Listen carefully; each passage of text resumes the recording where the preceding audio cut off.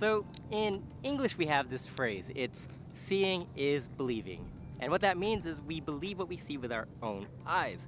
In Chinese they have a similar expression. 眼见为实. And that also means to see is to believe. Here in Hong Kong we say 有圖有真相. Thanks, Roy. And that means no photo, no proof.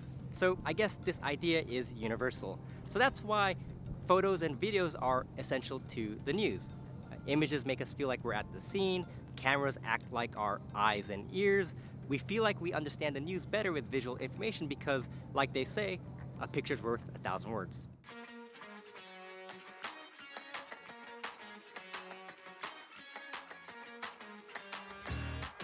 We also have aunties and uncles who believe outrageous news images that are clearly photoshopped or even video clips that look suspiciously unnatural. I mean, essentially, they just look too good to be true.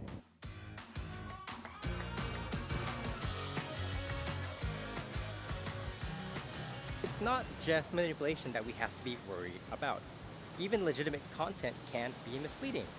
On social media, for example, people borrow or even steal photos and videos from old news events. Take this video that was shared in Hong Kong during Typhoon Mangkhut just a few days ago. That video was from Taiwan, and it was shot 3 years ago. And it doesn't even have to be real live-action video. It can even come from a video game, like this tweet that was shared on Twitter.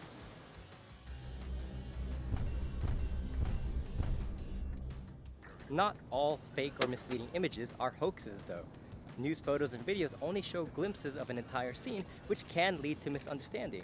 Take, for example, the meeting between Trump and Abe not too long ago. Well, people were upset after seeing just 5 seconds of the whole video.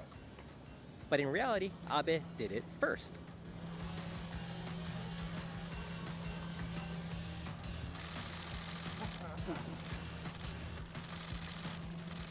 Photojournalists can also dramatize the scene. Photographer Ruben Salvadori documented this in Jerusalem just a few years ago. So, in conclusion, seeing is not necessarily believing. Right?